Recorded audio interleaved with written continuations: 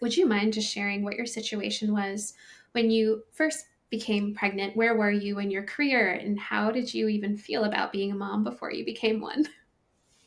How I felt about being a mother. So I'm really glad. The one thing I never did was judge other parents ever. I'm so glad because if I would have looked back now, I would have completely called myself a fool. And I'm so glad that I never did that and I don't do it now. I always caution people I'm giving nobody parenting advice. I will never call myself a parenting expert. So that's one. That's how I felt about motherhood. It just felt very dysautonomous in a way, but joyful. So I think that's really what my initial perceptions were. When I first stepped into this journey, I was a second year resident, and that was my first pregnancy. And when I found out I was expecting, I just thought how awful I felt was just part of you're a resident. You wake up, you throw up, you go to the floors, like that's it. And so I didn't even check for the longest time ever. And then fast forward, when I did find out, I also in parallel received the news that I could potentially have a really serious health issue. So the news was handed to me in a 24-hour period, which was really challenging to process. But looking back, that was a really scary time because what I had was a sight threatening issue. I was at Cleveland Clinic, and I will always be grateful for my residency training and for the institute that I was in. It does provide world class care. I had a very supportive program director. Shout out to Dr. Abby Spencer. She's amazing. And I had great chief residents, and I had amazing colleagues and peers. A time in my life that could have been very traumatic and stressful because I was in a well supported residency program. As a new second year resident, you're navigating so much. You're taking care of yourself and you're taking care of those new interns. So that was a lot. But because I had systems in place, I had the opportunity to go to all my medical appointments. They were a lot. And I also had the opportunity to show up the best way I could. And there was no shame or guilting me. They could see that I was doing that a lot to myself, anyways. It was just a whole interesting phenomena. But I cannot imagine that if I had been in a toxic residency program, what it would have done to me on a very physiological level. So I am grateful that I was well supported. I didn't have even like financial concerns because that just goes to talk about the institute itself. So I'm grateful, and my daughter is now 9 years old. I'm very, very happy about that entire process. But there was a lot that I had to manage, and then I was not prepared for how the birth went, and I was not prepared. And I was actually determined to be joyful, but I ended up having postpartum depression. And then the perfectionist in me was really struggling because there is a lot of layers to that, not just medicine, but also cultural conditioning. I just felt really ungrateful for having postpartum depression because I have seen what so many other humans have to go through in their fertility journeys. And so I was afraid to even say anything that I was so intensely dysphoric. And yeah, I'll pause there. I was going to just say, let's pause for a moment. I just wanted to pause and just acknowledge everything that you shared and your strength and vulnerability and courage. Obviously, I know it brings up so much, even though all this time has passed. It really does. It is an interesting experience. And so that was the first time. So when my second daughter was coming around, I was an early career physician and I was like determined that, okay, this is going to be better. Health wise, I had really worked on myself. I was well plugged in terms of being in a place where, again, I had resources. So many humans are going through this and they're in healthcare deserts, right? I was again well plugged in. I was so determined that I will not get postpartum depression again, and I'm an attending. Big surprise, the birth plans again did not go as I had intended. And I again got postpartum depression, and it was so much worse the second time. And I felt like such a failure. I lied on my PHQ-9s. I was so afraid, like, oh my goodness, what does speaking the truth about my mental health at this time mean?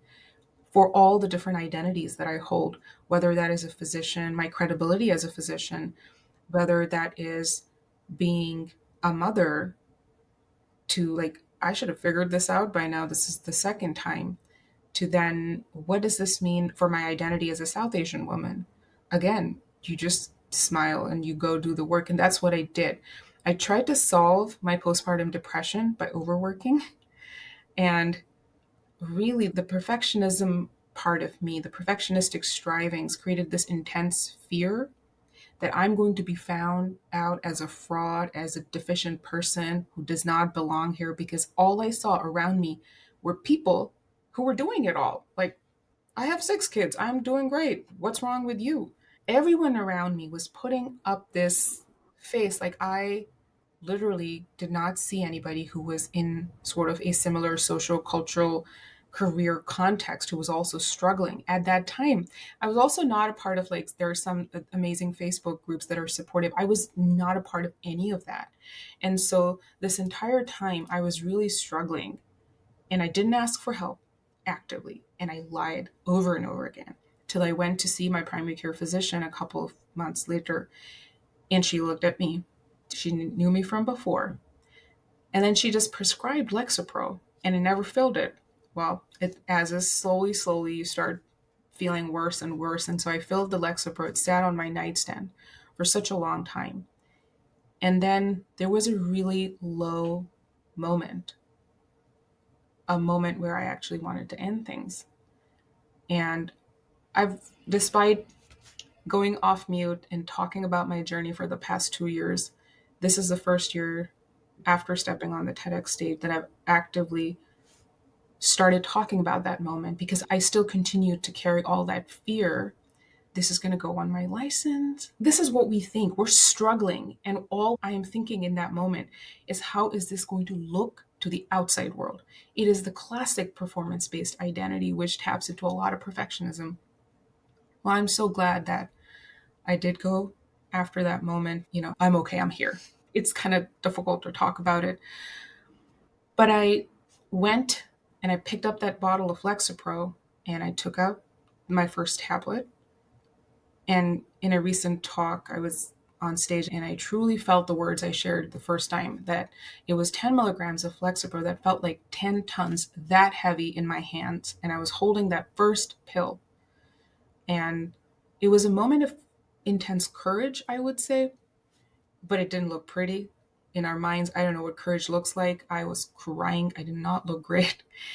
And it felt so heavy. And I felt like my entire existence was in flux in that moment. Like, this is how much of a massive failure you are, Amna, that it has come to pharmacotherapy to make you feel better that you can function.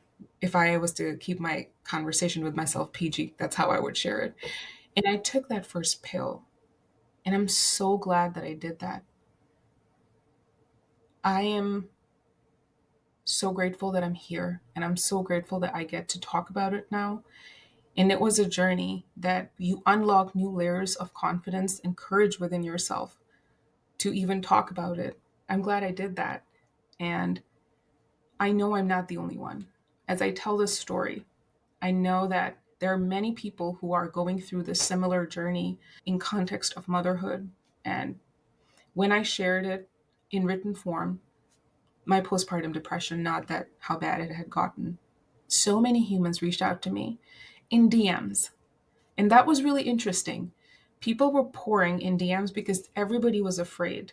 Like, if you actually posted and shared, like, oh, me too, like, I'm struggling, or my spouse is struggling.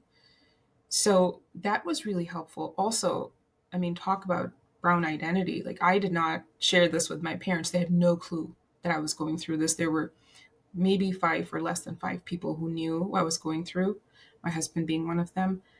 And once the article published, I sent that to my dad in a message. Oh, FYI. And he was kind and supportive afterwards. But it was really interesting about the fear and, like, the impression management of how things should look versus how you truly feel. And then, okay, I took the Lexapro, but I was like, okay, you better just take it just enough time that you feel better. You get off of it so you don't have to talk about it to anybody else. And I could have probably taken it for longer, but that's what I did. The instant I felt just a little bit better, I started my taper and I got off of it. But I'm grateful for that moment. I'm grateful that I took it. I'm grateful that I feel better now. I'm not taking pharmacotherapy at this moment, but if I ever have to, I will do it in a heartbeat. This is not a question anymore. And I would encourage anybody who's listening right now and questioning, depending on how you feel, where you're at, don't be afraid to ask for help. It is critical. It is critical. We were not meant to do any of this alone. And that is like one thing that comes up over and over again as I've tried to cultivate self compassion is like me in my bedroom holding that pill of Lexapro, questioning my worth over and over again as a human being and beating myself up. I don't want anyone to feel the way I felt in that moment. And I guess that's what I'm trying to say.